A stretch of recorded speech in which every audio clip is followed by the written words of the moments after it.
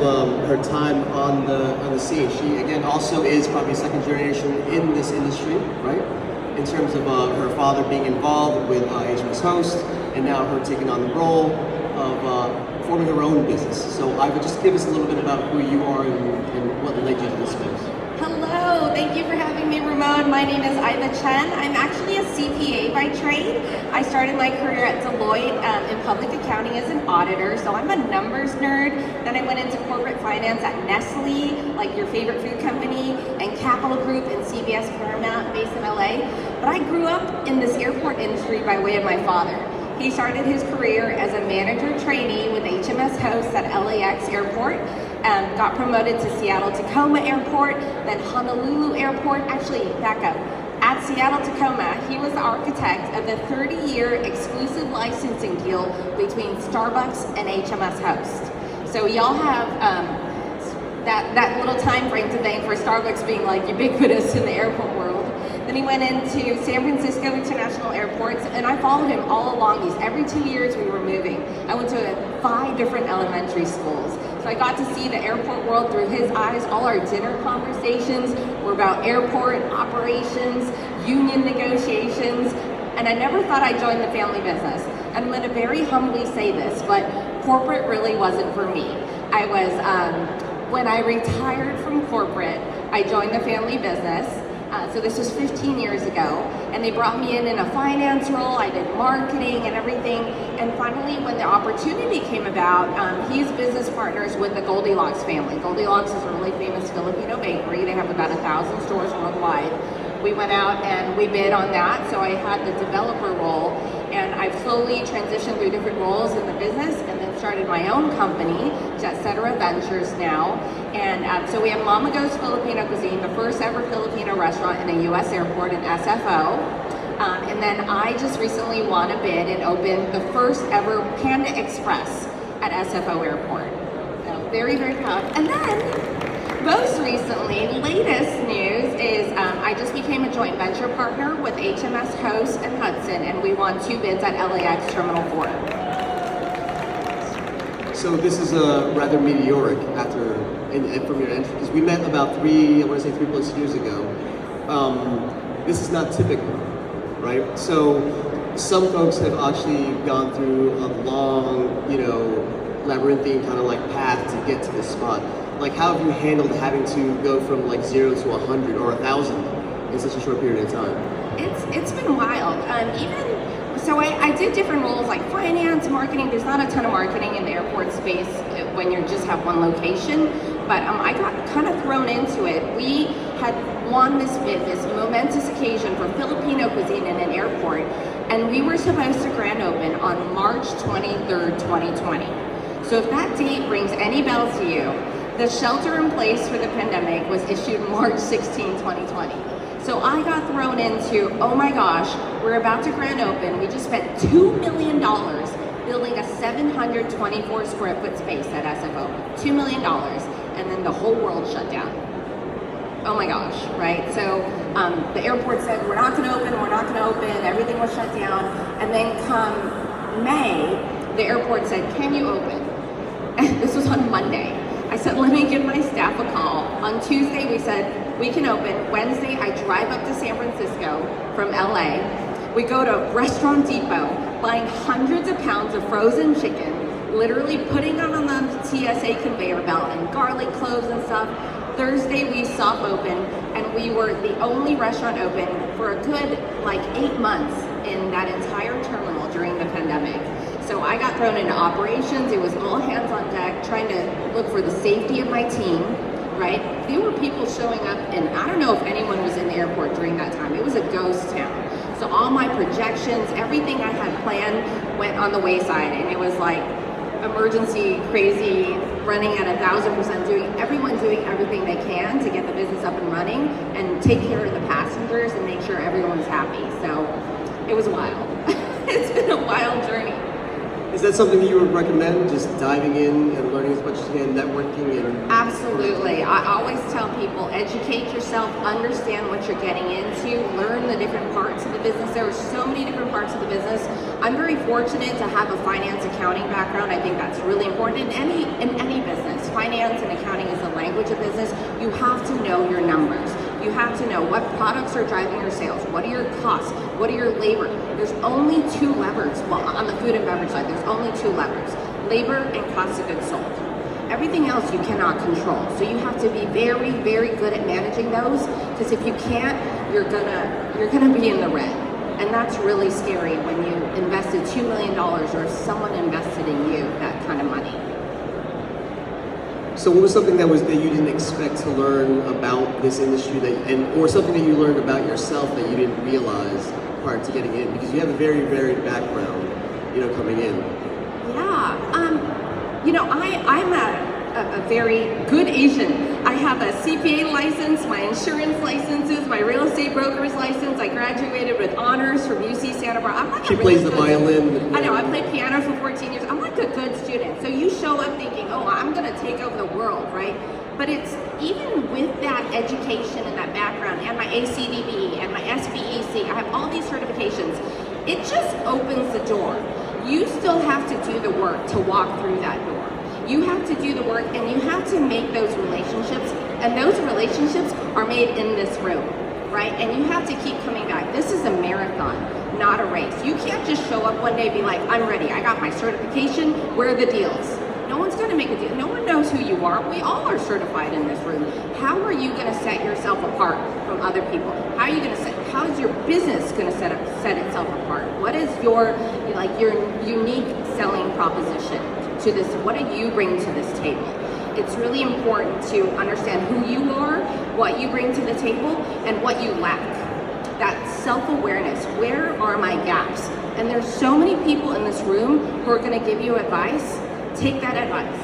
As soon as I joined AMAC, Ramon is like, you gotta do this, this, this, and this. And I'm like, okay, got it. And I literally hit the books, I hit the streets, I hit the room, and I made those connections. And that's the fast track. You are in the fast track space. This is the fast track to getting the deals, getting your business, getting awareness about you and your brand and whatever you're trying to put out into that world. So take that advice, listen to people who have been in this industry for a long time, and they'll tell you how to do it, but you gotta do the work. So I see a lot of familiar faces and a lot of good folks here who are seasoned entrepreneurs in the industry, but also a lot of new ones that I've noticed who would come up to me and said, hey, I'm new and how do I do this thing? A lot of them are intimidated, scared, because it can be quite daunting, this whole airport space. What is a myth that you want to kind of like dispel about this space? People will see, wow, 3 million people going through this one terminal, I can capture that and be phenomenal and successful, and just dispel some of those myths. A myth is, oh, I've done it once, like I know how to do it, like forever.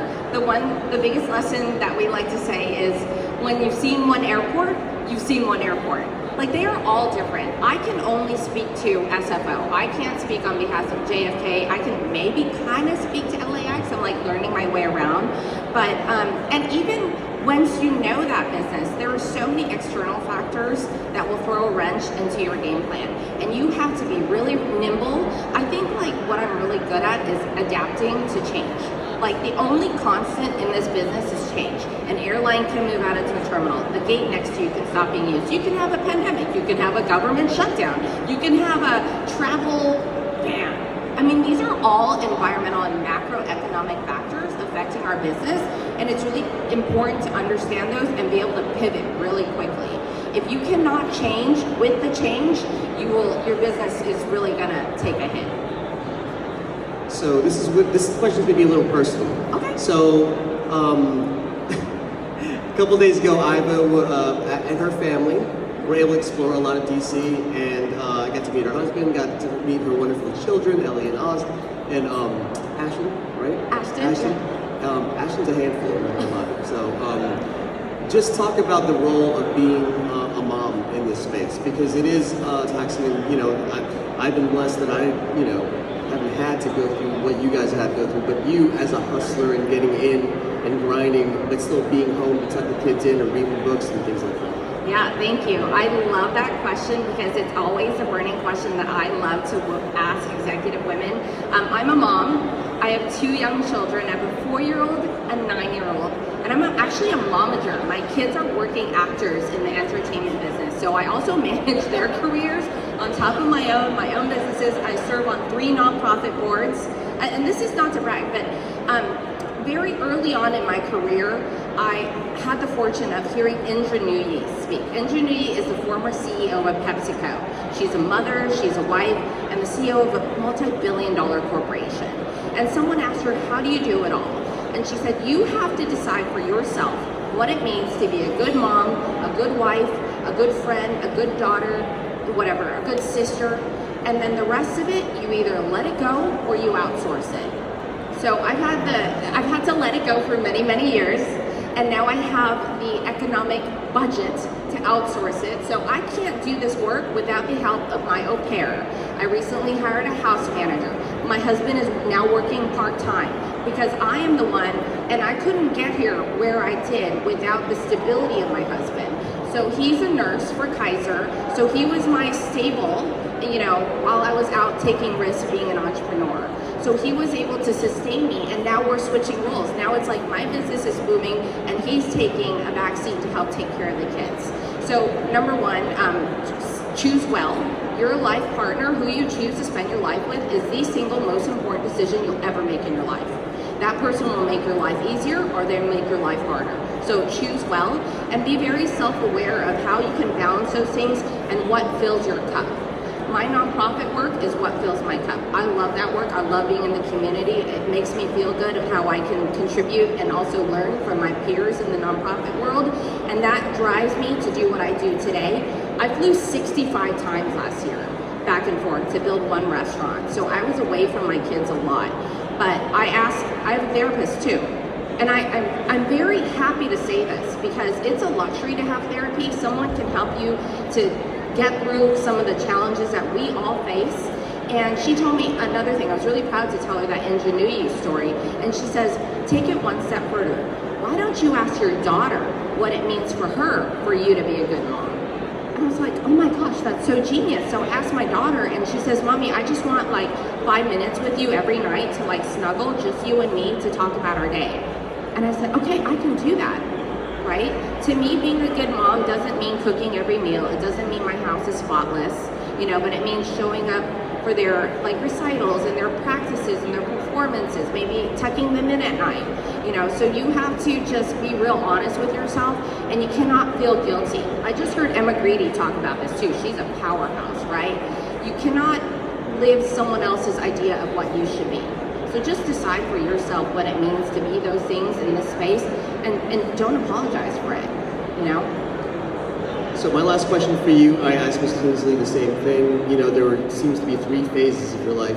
Well, you're still early in your life, but obviously outside of the airports, during the airports, and now you're growing. But there's a third component to what you do, and you mentioned earlier the nonprofit, etc. Just talk about other things that kind of fill your cup, in addition to your family, of course, that you want to focus on. If it's a charitable work, some personal endeavors, or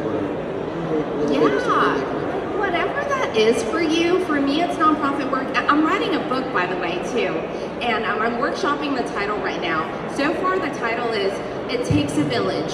Where's Mine?" The working mom's guide to having it all, or doing it all, and looking good while doing it. Okay, so for me, my self-care, what fills my cup, I get my nails done, I get my lashes done, I get my hair, and like everything.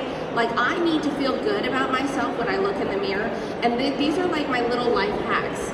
So whatever makes you feel good, or going shopping. I love a good meal. I'm a foodie, so I'm really fortunate to work in the food and beverage space, because I just love like going out and trying new cuisines. Having date night with my husband multiple nights a week. He's like my best friend. Like, I love spending time with him. And I love this life I built. I'm on a high right now. I don't know if you guys can tell, but I'm on a high on life. And I'm just so grateful that I get to work in this space with wonderful people, doing things and creating wonderful experiences for people.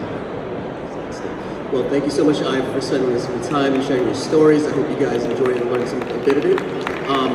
So Iva, like many others, a wonderful member, has gotten extremely involved, as many do. She's actually on a chapter officer in LA chapter.